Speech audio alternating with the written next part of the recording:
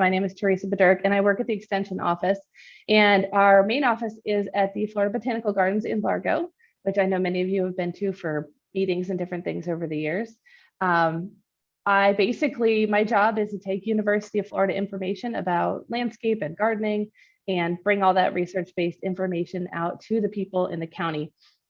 And there are people like me in all counties in Florida. And I also train and coordinate the Master Gardener volunteers here in Pinellas County. So they also help me to teach classes like that.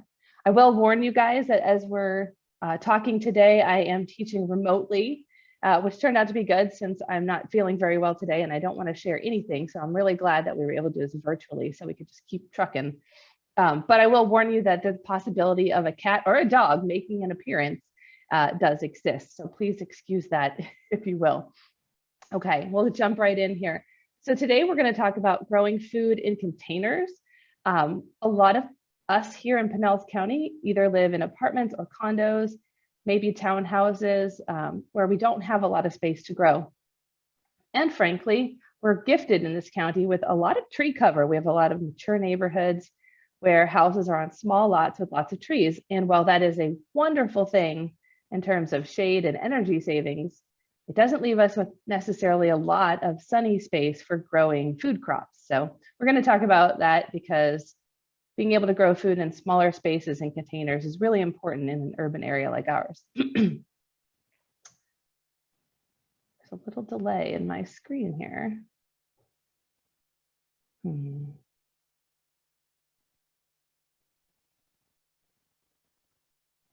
Pardon me here while it moves. Okay, so what are we going to talk about growing? Mainly we're going to focus on growing vegetables, but we're also going to talk about herbs because they're easier. And also talk a little bit about fruit. We're just going to touch on those as we focus mainly on vegetables because that was the focus. And when you have a short period of time, you got to stay focused in order to get through it. So we're going to talk mainly about the 4 Ps, the 4 steps to success in container gardening. Picking the perfect place, and there's a lot of alliteration here.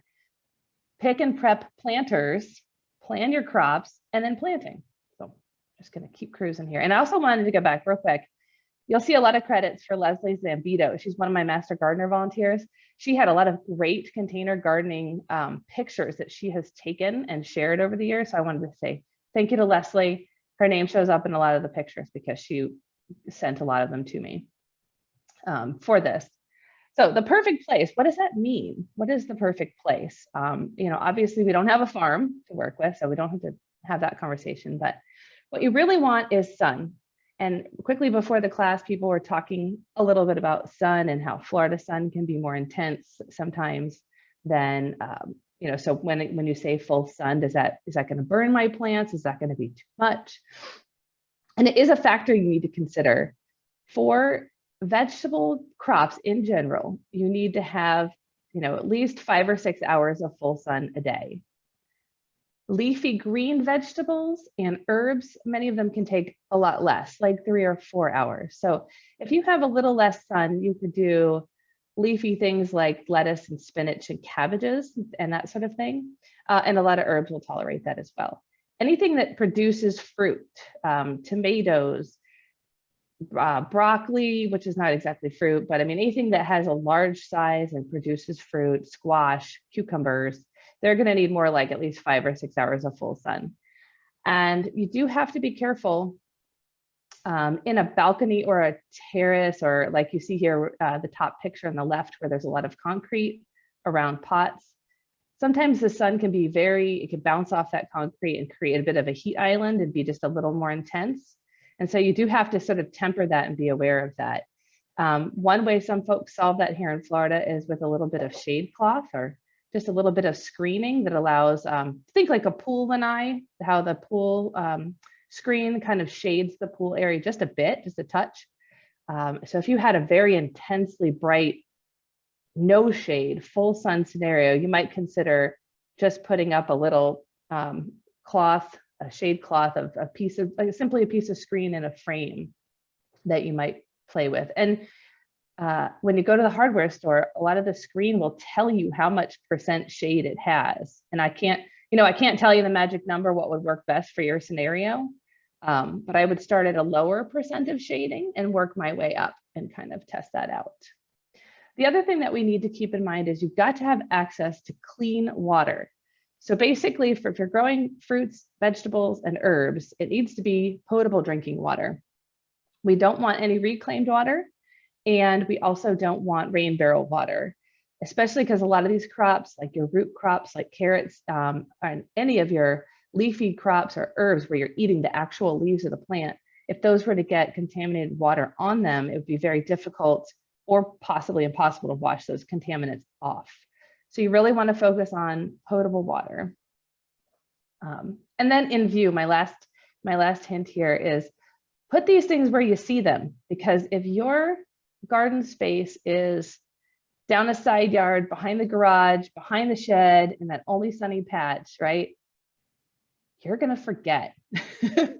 Right? We're all human, we all get busy, we have jobs and kids and pets and parents to take care of and whatever it is. And if you don't see the garden regularly, you're gonna forget. And even if you have like a regular irrigation system set up, it's gonna break, or a raccoon is gonna get your vegetables, or something's gonna happen and you're not gonna know it. So it needs to be somewhere you look at.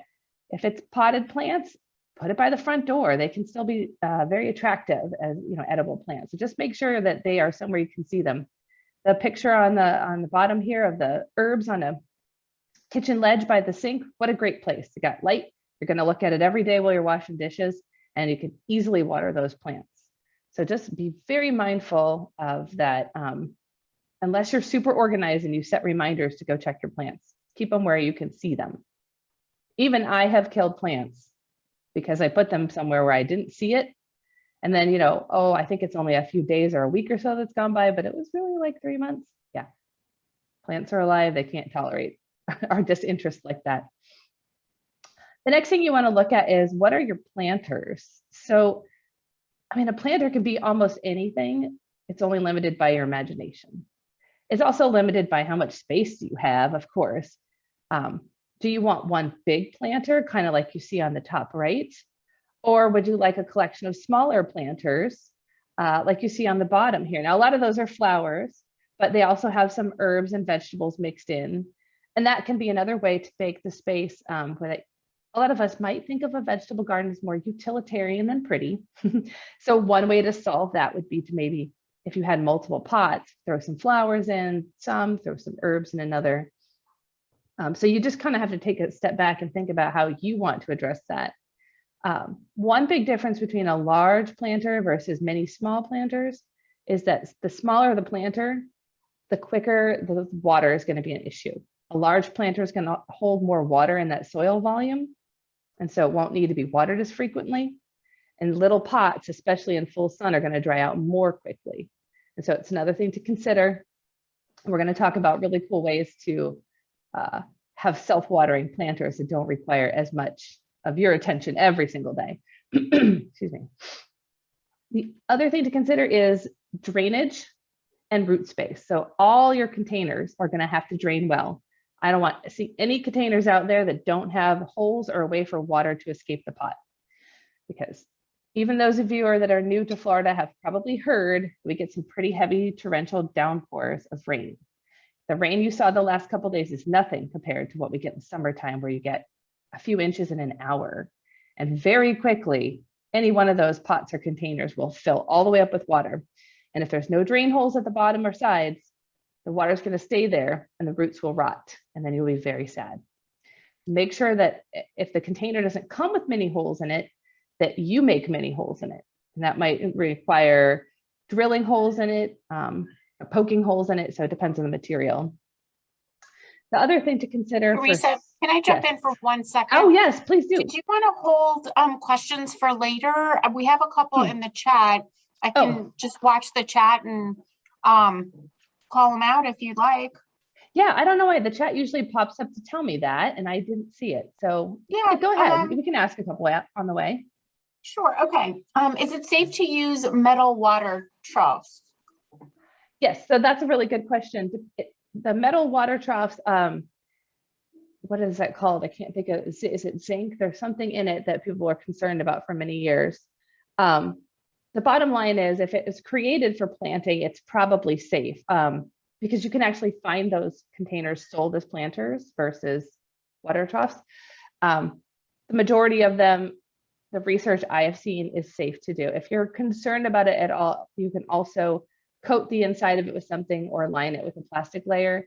But the latest research I've seen indicates that the newer stuff, I mean, obviously, if you have a water trough from many years ago, I might be more concerned, but it should be safe. But because there's so many different components of metal, I couldn't give a sweeping yes, everything is safe. Generally, yes, though. You can also actually coat it like with a waterproof paint barrier, like a latex paint barrier, if you're really, really concerned about that. Another question is companion planting viable in large planters? So companion planting, you know, it's really going to come down to the particular crops you pick.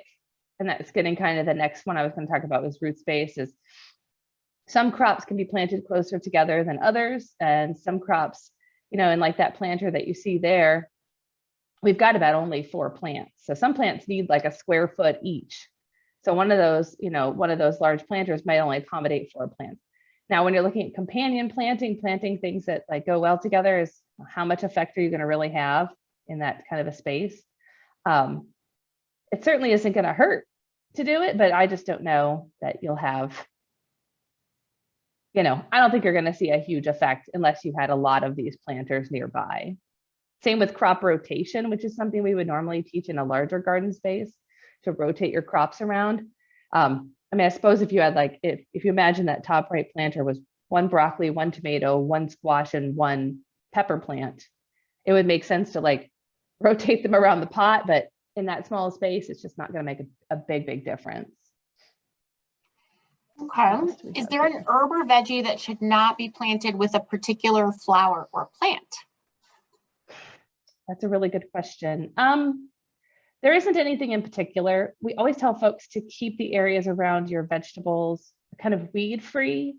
So if you had a flower, and I suppose like a good example I could pick would be milkweed, right? So milkweed is often planted to attract monarch butterflies. They feed on, or their larvae, the caterpillars, feed on milkweed. And so that's a wonderful plant in your garden. However, caterpillars are one of the largest pests of a vegetable garden, not the monarch ones, but other caterpillar relatives. There are many caterpillars. And so if you were to have milkweed plants in the garden with your vegetables and you were suddenly hit with a caterpillar pest, it would be a lot more difficult to control without then harming the monarch. So like that would be an example that I would give, but there's nothing in particular. Like one plant's not really going to hinder another plant from growing, other than something really aggressive that just takes over the whole container. Mint, in the herb family, mints grow really aggressively and will take over. And so I would give mint its own pot or its own container. Otherwise, it's just likely to use up all the water and nutrients and just grow all over the place. Otherwise, I think you're fine to mix what you like. All right, so speaking of water, I use water from my dehumidifier to water ornamental plants. Would this be okay for edible plants? This is a fabulous question, and that's a great use of it for ornamental plants for sure. So I'll answer this with it's not a certain answer because it seems like it ought to be. However, I do not know how clean that is kept, like the reservoir and the dehumidifier. We use those too, so I get it. But I don't know how clean that is kept, and so I couldn't promise it. And the water, the air condensate water from your air conditioner units outside that drip outside, especially in the summertime. I asked that question of some of our researchers a long time ago, whether that was safe to use or not, because that is distilled water and ought to be clean and pure, but they had concerns about the cleanliness of it and the drip tubing and the potential for disease there. So assuming that everything was clean and it was a clean catchment of nothing but water, then it would be. And if you're really concerned about it, the safest thing to do would be to make sure it's not applied to the part of the vegetable that you are going to eat. So if it's a root crop, I'd skip it. Like carrots, you couldn't wash it off. If you're growing tomatoes, however, and you can just apply it just to the roots, it's not going to get on the tomato you're eating. I'm less concerned about that. So I think that's the answer to that. I hope that's a good answer. And then I see another one here about reclaimed water. Yeah, so reclaimed water is really tricky. And you can grow edible plants inside under, now fluorescent lighting can be tricky. There are plant lights that you can buy because different wavelengths of light work better than others. So, to give a sweeping statement of like, is the fluorescent lighting in the office good enough? I couldn't say. But if you were to buy special lights designed for plant growth, then absolutely. All right. So I think that's the last question for now, but go ahead and jump in if I miss any of them. Going back to containers, the root space is really important. And you want to look at that and make sure that you're not trying to cram too many plants into a small pot. And I'm going to show you some tools later for how to decide that and the spacing of plants. But if you're trying to eyeball it and you're not sure, imagine, and you have to see a plant growing, right? So perhaps you can imagine a cabbage, right? You've all seen a head of cabbage and maybe you've seen it growing. They can get rather large. So you have to imagine the end product to make sure that you're going to have space for that in the garden. But I'll teach you some other stuff here as we go. If the slides will advance. There we go. Some other quick concerns, because you can see some really creative uses of containers here. We have a toilet bowl, a radio flyer wagon, and an old boat. All of these could be great planters, right? If they suit your aesthetics.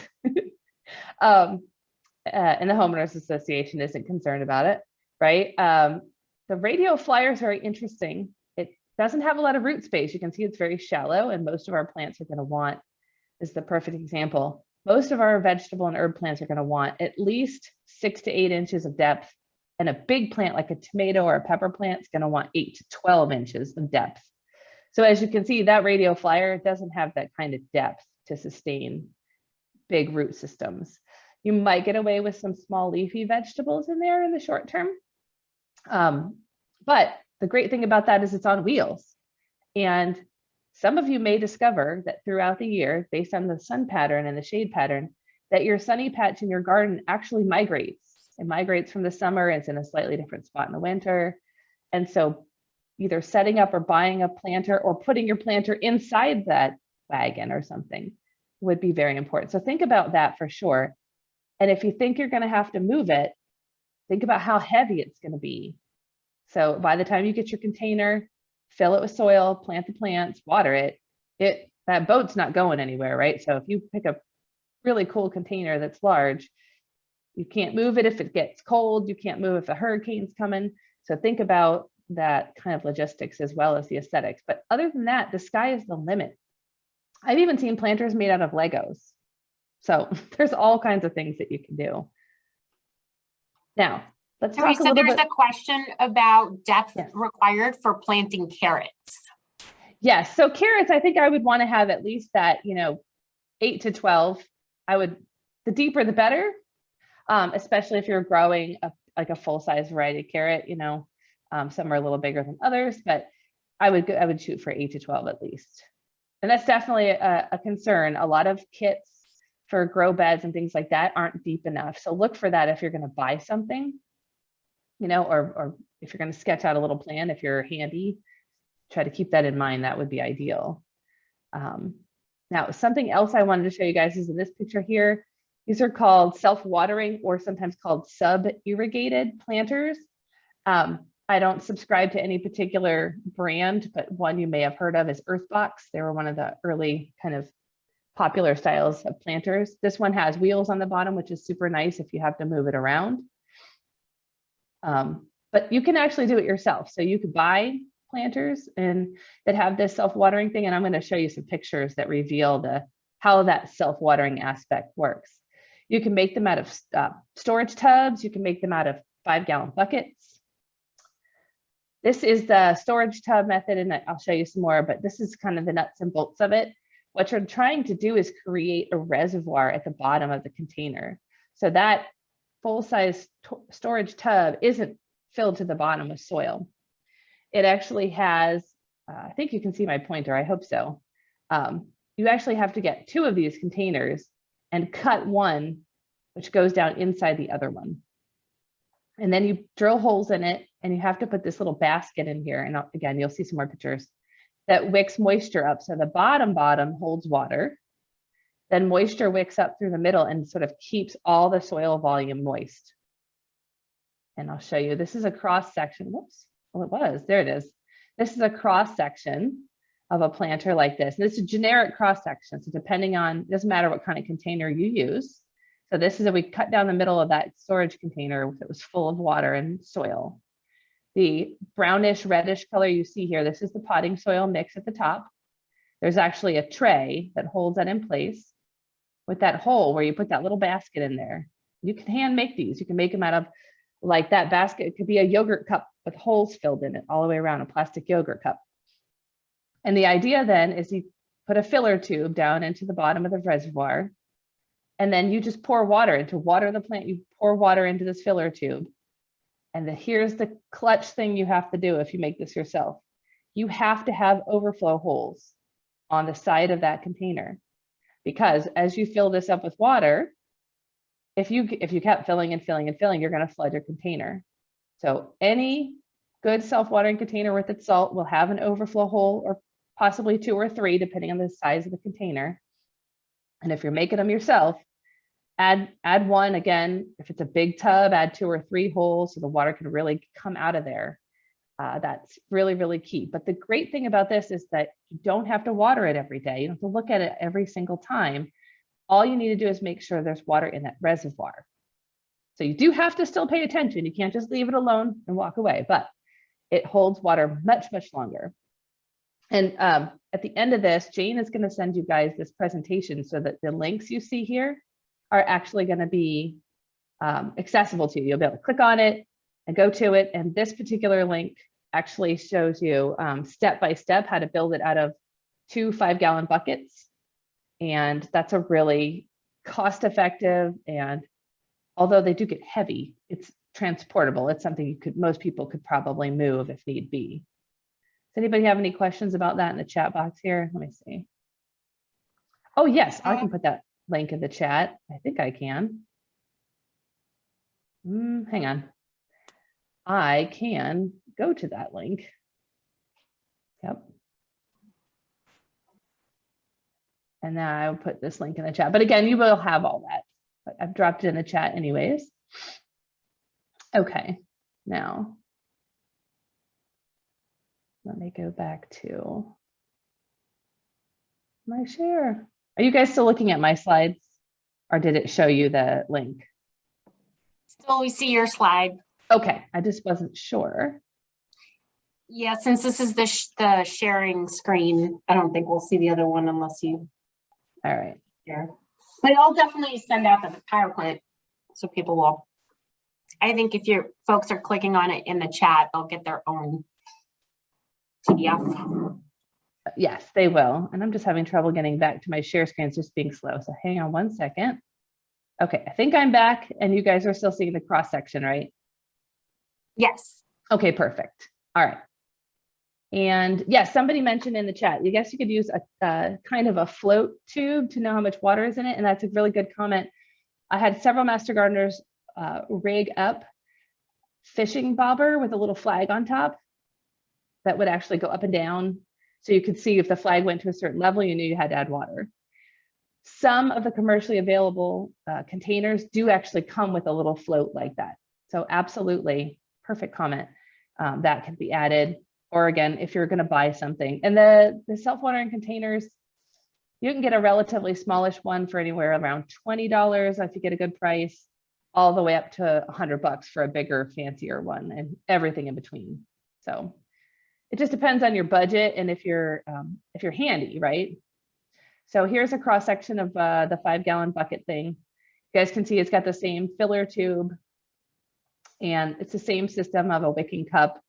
Fill up the water, put an overflow hole in here, and away you go. And then you fill this with the growing material. Now, something you'll see, and I bet you're thinking, why, is these covers over these self-watering containers. The covers serve a couple of purposes. Number one, if it were to rain really, really heavily, even with the overflow hole, it would take a while for that to drain. So that kind of slows heavy rains from in the short term flooding the container. It also helps keep down a lot of soil-borne pests and diseases. And some of the crops, as they grow, like let's say if the fruit were to sit on the soil, like a squash was growing and sat right on the soil, it could rot. Now, squash is going to be a big plant, and if you grow it in a bucket, it's going to come up out of the middle, and the squash are going to be like 6 feet away on the ground somewhere. So that's still a concern for a crop like that. But that's why you see covers on some of these self-watering containers. And some of the kits, they usually come with a cover like that. Now, this is fine. You got the cover, you cut a hole in it to plant a plant that you bought. But if you're planting seeds, it bears mentioning that you certainly can't put a cover on it like this. So you have to adapt depending on what you're planting. I think we've got another picture here coming up. One more example. Apologize for the delay in the slides going though.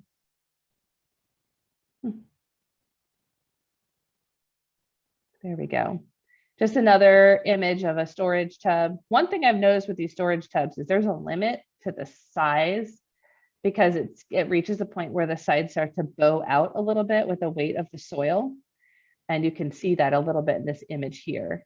And so I would just caution folks, you know, not to go too big on this. And again, you can't, once that thing is filled, it's not going anywhere until you're done with that crop that's heavy. Any more questions about those kind of containers or things like that? You certainly don't have to do that. You could have a regular container that just drains right out. But keep in mind, like I said earlier, the smaller the container, the quicker it's going to dry out. And so that you just need to be aware of that, where these will stay, the soil moisture level will stay consistent longer. I have a question about the cover, actually. Yes. Okay, the first would be, what kind of material is that? Or is that just like specific? You go to the lawn or the gardening place and there's just an obvious type of cover. And then the second question is, I saw the little plant popping out of that one. So are you basically just cutting holes, and as that thing's growing, you're just pulling them out of the, yes, to be above the cover? Yeah. So DIY version can just be, I mean, almost anything. So if you want it to be waterproof and you really want to exclude water, which most of the water is going to run off, then you would want to use a plastic material. You could even use a wax, not a wax, what is that called? There's a cloth, there's an oilcloth type of a thing. I don't know what it's called anymore. I'm not a very good DIYer apparently, but it's like a heavy cloth that repels water a little bit. But yeah, you're just cutting a hole in it, and you can make it out of almost anything. But if you buy one of those planters, a kit planter, they usually come with one that's really fancy, and it has like elastic around the edges to hold it on, so you don't have to clamp it down or tie it down. It looks a little more professional and neat, and you do just cut right through it. So once you've done that, if you have a different layout for your plants next time, then you're going to have to need, you know, either buy or make a new cover. So okay. Yep. So after you've done that, you're definitely going to want to obviously fill the soil portion of that planter with something to grow in. And that's the question everybody always wants to know, the magic mix to grow in, right? I'm sorry, I can't tell you a magic mix, but I can give you some really good ideas. So number one, if you're short on time and you're not a do-it-yourselfer, you can just buy this. You can go to the garden center, big box store, local nursery, and they make a soil mix, but it's got to be specific for growing vegetables in containers. And they'll sell you all kinds of stuff. They'll have bags of soil for growing vegetables, but you want one designed for growing in containers. I really can't recommend a specific brand because it doesn't really matter. But you just want to make sure that it really does say vegetables on, you know, on the list of products to use it for. Don't just use regular old potting soil. Regular potting soil will get really, really heavy and wet and compact when it gets wet. And so your roots won't have enough air and water, and it'll just be bad. So don't just do straight potting soil. Also, don't use the soil from your landscape. There's a lot of reasons why, one of which is it's mostly sand. I don't care where you live, that's probably the case. I hate to assume, because I know somebody out there has clay and they're like, but what about me? But most of us have sand, and so it's not particularly suitable. It doesn't hold water. It doesn't have any nutrients or organic matter. But the other reason is we have little microscopic critters in our soil called nematodes that can be very damaging to vegetables and herbs. So if you were to bring soil from your yard, you will contaminate that container with that soil and with those nematodes most likely. So just don't do it.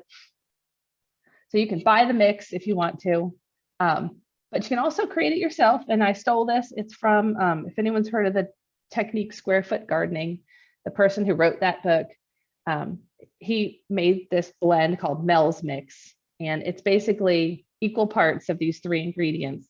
And originally it was peat moss, but peat moss isn't as sustainable. So the more sustainable choice is coconut coir, which you can buy at garden centers or online. And it's coconut fibers, and they'll often come in a block that's like compressed. And when you let it out, you have to floof it up a little bit. So a third coconut coir, a third coarse vermiculite, and a third of good blended compost. You can buy this compost too at the store or make it yourself, either way you do it.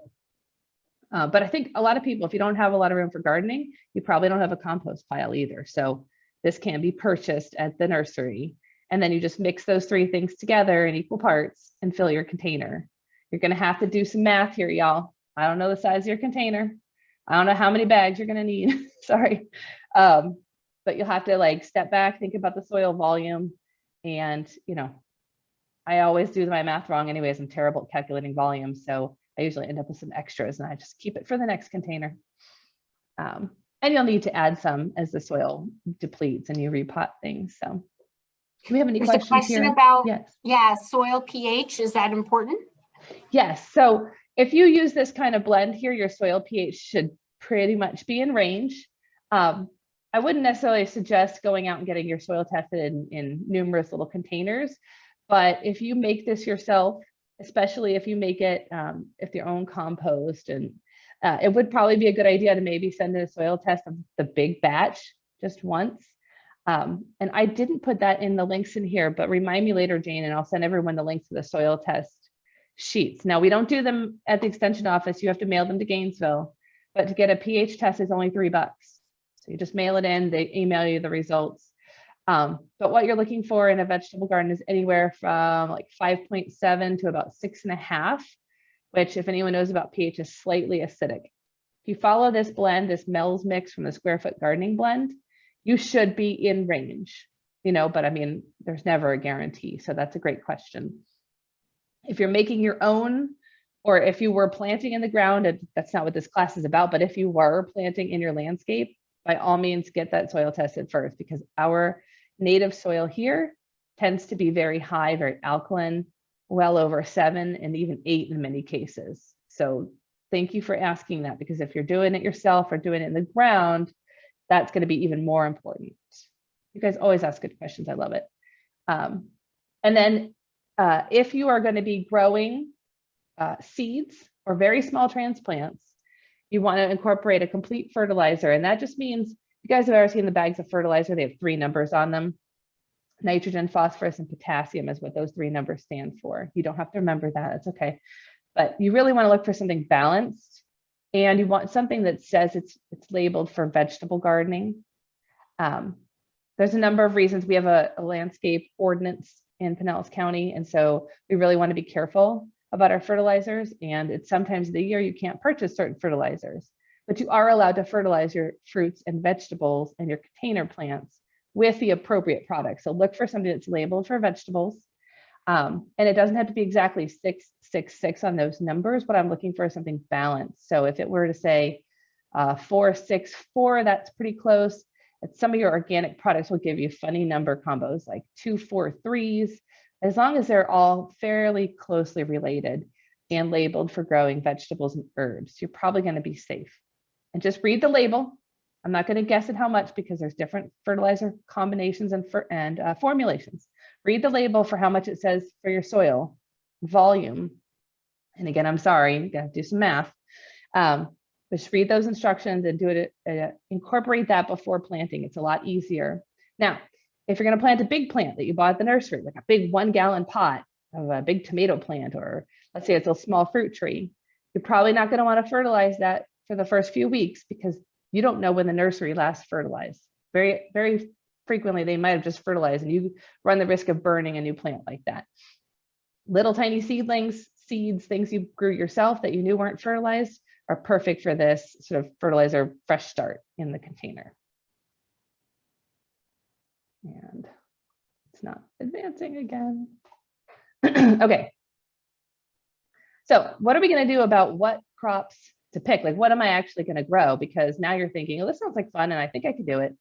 But what should I grow? So I'm going to show you, there's an app that can help you decide on the vegetables. But before I click on that to show it to you, I like to think about things like, first of all, what do I like to eat? Because some plants you can grow really easily, but if you don't like to eat it, please don't waste your time. Unless you just really like to look at it. It's really aesthetically pleasing. What's really hard to find or expensive? So, okay, if you can't grow an entire farm and you can't supplement your grocery bill entirely through your small balcony garden, right? What can you grow that would save you money? So if you eat a lot of tomatoes and fancy heirloom tomatoes are eating up your vegetable budget, grow those. So that's a good way to decide. Obviously, the size of the containers and your space are going to be limited. Crops like corn that grow big and take up a lot of space and need to be numerous so they pollinate, it's probably not going to happen here. So think about that. Think about disease resistance on the plant labels or the seed packets. When you're at that nursery, or if you're looking online at looking at seed packets, you want to look for disease resistant varieties, and they'll tell you in that description. If it doesn't mention disease resistance, be suspicious. It doesn't mean it's going to get a disease, but if it specifically says that, you're off to a really, more successful start. So don't discard that. Don't disregard that. If you're down to 2 types of broccoli plants and one says it has a disease resistance and the other one doesn't, go for the disease resistant one every time, because there are a number of diseases, usually fungal diseases, that attack our plants, and they can be very difficult to overcome, if not impossible sometimes. So it's better to give it a good start. In the big picture, before we click on that app, herbs are super easy for beginners and they are lower maintenance. A lot of herbs are perennial herbs. So they grow year after year after year. So you're not constantly changing your crop. Whereas a lot of our vegetable plants, in fact, the vast majority of our traditional vegetable gardening plants are annual plants. You put them in, you plant them, you harvest them, they're out, you're done. So herbs can be really nice in the sense that they're there year after year, again and again. But I want to show you this app, and I want to see if it'll share the screen. If it doesn't share it immediately, I will make sure that it does. Hang on, guys, while we port our way through space. So do you guys see my slide set still? Yes. Okay, I'm gonna have to do a new share. This is worth it. I want you to see this. Okay, here we go. Okay, now do you see a blue and white screen that says Florida Fresh at the top? Yep. Okay, great. So you guys are gonna have that link, and when I'm done here, I will also drop it in the chat box. But this is great because you can put in a zip code. So this is the zip code of the office where we work, at the extension office. And you click input zip code, and it will show you what to grow, or what to plant, I should say, right now. Now, it says January because it's going to default to your exact day. However, if I'm looking at planting, you're probably going to start really thinking February, right? Because it's practically February now. So I can click this drop-down menu and pick a month and say, okay, what can I plant in February? And plant now, just to make sure it refreshed it. So I can scroll down through the plants and I can click on them. I can plant arugula, beans, and let's see, I'm scrolling, ooh, beets. So now I'm gonna pick one because I wanna learn more about it. Click on beets, and it gives you all the stuff you ever wanted to know about growing beets here. So it gives you planting dates, and it tells you North Florida, Central Florida, South Florida. It tells you how far apart to space them. It even gives you recommended varieties. So when you're shopping online and you see that says, oh, it's a yellow Detroit beet, this tells you which ones will grow well here in Florida, because I heard someone earlier was from Ohio. The same beets that did well in Ohio won't necessarily all do well here. It even talks about just additional notes. They mentioned that it's really cold tolerant. It's about to get real cold this weekend. So if that's a concern of yours, it's good to know. It talks about days from, oh, that was up here again, days from seedling to harvest. So it's got everything you want to know. And when you do stuff like this and you plan your garden, it's always good to note on your calendar, day I planted it, just a little general tip. And then write down, like, if it says days to harvest, skip ahead in your calendar in that window of time and say, okay, I should be looking to harvest this now. Make a little note in your calendar. Be organized about it. Let's see, what else did I want to show you? The other thing you can do is you can actually go up, when you're in the top here, is you can search a plant. And let's just say I went in here and I'm like, I don't know, I just want to know if I can grow broccoli, and I don't want to deal with it. I don't want to know when, I just want to know about broccoli. You can type it in and hit enter, and it will bring up that crop. And again, it'll have all that information about growing that crop here in Florida. Is there a question? Oh, isn't that cool? I love this app. For some reason, I have it installed on my phone, but people can't seem to find the phone version. So right now it's like a computer app. It's on your desktop. And you can, of course, use it on your phone through a browser, but I can't find the download in the Play Store anymore. So I'm going to put that real quick in the chat. I'm going to put the link right now so you don't have to wait for the handout. That's the app link. And then I wanted to touch on one other point, but I think I'll go back to my screen because I talk about our location here. So let me go back to the PowerPoint. But wasn't that app cool, you guys? We have handouts for like every crop, but this one puts it all in one spot, at least for the vegetables. So I wanted to show that for sure. How are we doing on time? Okay, we gotta get through a couple more slides here so that we have some more time to discuss. Okay, so if you look on our website, if you look up University of Florida and what to plant each month, we also have these really good infographics, we call them, about what to plant. And they're cool too, because they cover it all. Like some people are really visual instead of the app. This talks about whether you can transplant it, like if I want to buy the plant and move it from the pot versus if I'm going to use seeds, because some plants don't like it when you move them once they've grown. And there's one for March. But what I wanted to point out is they put us all in Central Florida, Pinellas County, and they kind of cover us up over there, the top right of their chart. They put us all in Central Florida because they just chop Florida up into 3 chunks. But you guys know, especially those of you who've been in Pinellas for a while, that we're a peninsula on a peninsula, and we're just a little bit different. And if you want to know, we're in, most of Pinellas County is in USDA hardiness zone 10A. So that's from Safety Harbor South is all 10A. And Tarpon Springs, Palm Harbor, maybe Northern Safety Harbor are actually 9B. So traditionally, zone 9 would be Central Florida and zone 10 would be South Florida. So we straddle this line between Central and South Florida. So if you live in St. Petersburg, if you live in South County, or if you live near the water where it's always a little bit warmer than everywhere else, you can go ahead and look at the South Florida recommendations for most of these crops.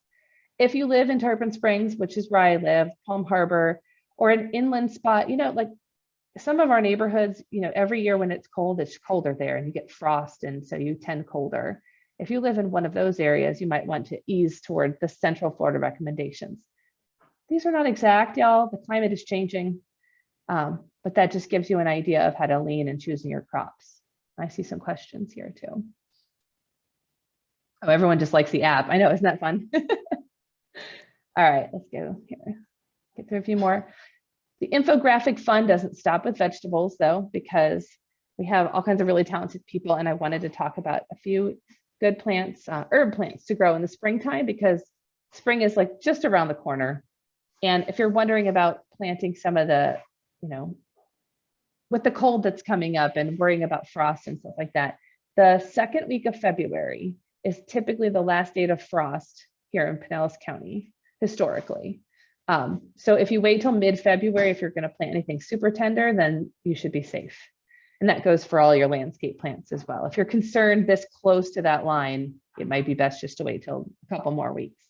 But these are great for growing in the springtime, which would be next month, basically. Coriander, basil, chives, sage. They mention oregano, thyme. Lavender, I would caution you guys, is only going to do well in the cool time of the year. So while most of these things are going to be perennial, there's a few exceptions up there, like basil is a common one that's more of an annual. But lavender, even though it says perennial on the screen here, in our area, is going to pretty much burn and die out in the summer. So it's going to make it in the cooler months. And then when we get into like May, possibly June, it's probably not going to make it. So just prepare yourself if you're growing lavender for a sad, disappointing summertime, and then replant when it gets cool again. Theresa, I have a question. When you're planting herbs, Yeah.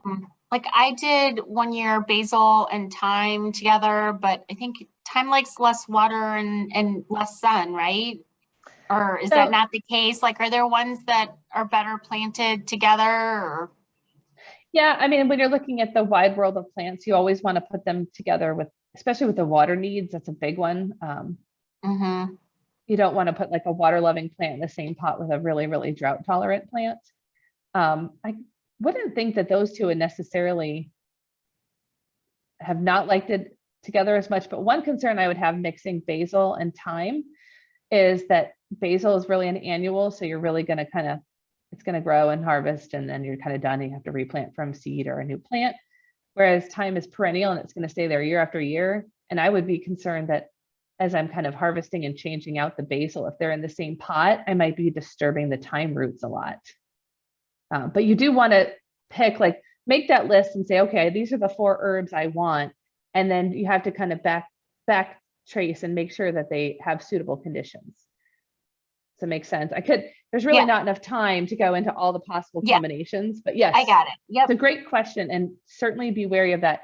They're all together in this infographic, but they may or may not all love to be together necessarily. Okay. Very good question. Yeah. There's a question about moving lavender and basil into the house and then moving them outside, if that's possible. That's a really good question. I haven't played with that with lavender. Basil, it just generally tends to flower and just go to seed and it gets hot. So I don't know if moving inside would really be all that helpful. But with lavender, you might try it. I don't know if it would get enough sun. If you had the right spot, right? If you had enough light, it's possible. But I haven't played with lavender to do that. It's a great question. And I see somebody has a pest question, but I'm going to hold that till the end if you don't mind, Michael. So we can get through it and then we can ask that at the end. So that's a good question. Okay, don't let me forget though. Remind me if I don't get back to it. Just really quick again, because this would be a whole other class, but I think it bears mentioning. You can also grow fruit in containers. You do not need a big yard. You do not need a plantation or an orchard or a citrus grove to grow all of that stuff, right? So looking at small and bushy kind of plants, some easy ones off the top of the head are blueberries, strawberries, and pineapples.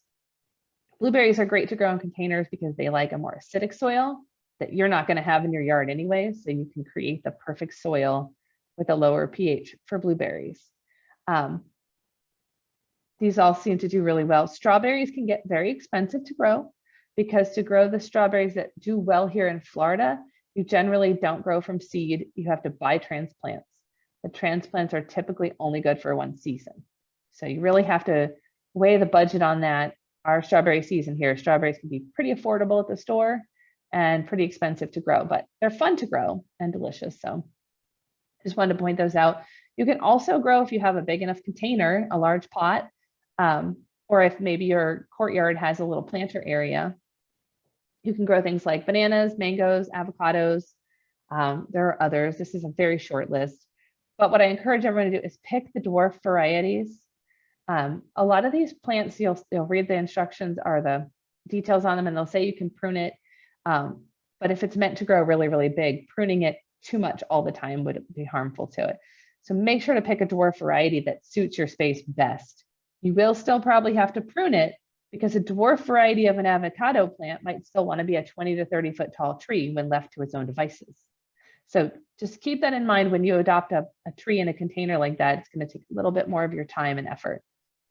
But I wanted to point that out too. And there's a link on this screen too that you'll have in your handout that takes you to specific container fruit requirements and fertilization and pruning information, and also a much more comprehensive list of fruits that do well in containers. Come on, screen. There we go. Okay, so we got to the planting. Make sure that you're spacing things as the plant advises. Don't plant too many things. You'll want to keep everything moist, but not wet. Imagine a sponge that you ran under the water, then squeeze it all the way out, get all the drippy water out of the sponge. The moistness of that sponge after is how your soil should be. It should never be wet and gloopy and drippy. When you plant your seeds and you start to see seedlings come up, you can back off the water a little bit. If you're using a wicking system, those self-watering planters with the wicking system, keep in mind that if you plant seeds, there's no roots. The wicking system may not get the moisture all the way up to the very top where the seeds are. So make sure that that top layer is staying evenly moist, okay? And if you're planting transplants, then if you get like a pot, if it's a bigger plant and the roots are all circled around the pot like you see up in the top, you're gonna want to cut all those roots off. You can take a little sharp knife and shave the edge of that root ball right off. Don't be afraid, because all those roots that are going in a circle, they have a memory and they will keep growing in a circle. And this is, the bigger the plant, the more important this is to do, especially like a tree. If you're going to plant a little tree, make sure you get all those circling roots off before you plant it. Then Theresa, I just want to jump in and give you like the 4-minute time warning. Oh, okay. Well, I better move it along here then. As you're planting these though, water them in as you go to remove air pockets. So as you fill in the soil, you want to make sure you remove air pockets. You want to always remember you're going to have to fertilize this pot. Your soil has some nutrients in it, but you're putting in a crop and you're taking something out of this cycle. You're taking nutrients out of it. You're going to eat them in the form of the produce you're growing. And so you're going to have to put them back in. You want to side dress your typically vegetable plants. This is aimed at about every 3 weeks. And side dress means just like a little row. So if you have, one side of the row or the other, if your crops are growing in a circle in the pot, one time you grow on the outside of the circle, and one time you put a row on the inside of the circle. You have to be creative in pots for how you apply it. And then the fruits go according to the variety. We can't get into the details, but look up the fruit, look up how often it needs to be fertilized. And herbs really do not need to be fertilized as much. So as needed if they are looking poorly, and that's where we can help you. And finally, never set it and forget it. I love my little googly eye plant buddy here, that these are living creatures, living beings, I should say. And you put them in captivity and they're now entirely at your mercy. If you forget to water them, there's nothing they could do. They can't pick up and leave. So make sure that they are staying, regularly wet and not flooding. Make sure the roots aren't getting crowded or the soil getting depleted. And this is in the long term, especially if you're planting a plant that's going to be there year after year. This thing might need repotting. If it's a fruit tree, this might need repotting every 1 or 2 years, taking it out of the pot, putting in fresh soil, sometimes moving to a larger pot, or even pruning it back a little. So just don't set it and forget it. That's the real key takeaway here. But the most important thing is, in a week from now, and a month from now, and 3 years from now, when you forget what I said, or you want to know more about fruit trees, which we didn't have time for, this is how you ask us questions. Extension is here every single day. There's an email address on your screen, and all this will be in your handout as well, that you can email anytime. You can send us pictures. You can call us on Mondays, Tuesdays, and Thursdays at the time and the phone number you see there. And we have horticulturists waiting to answer your call during those hours. And you can also come by our help desk if you're able to. We keep counting hours like everybody else, and it's a little bit challenging for working folks. That's why we have email and other ways to get in touch with us. And frankly, we also, we can set up Zoom calls like this too, if you need to Zoom with us. So you have a number of ways to reach us if you have questions. So that being said, there was a pest question I was going to get back to, right? Hang on one second. So I'm going to suggest that if you want to hang out for the pest answer, hang out. Otherwise, thank you all so much for joining us. Theresa, always wonderful to have you. Thank you. We'll have more gardening classes on our schedule this coming year, something to look forward to.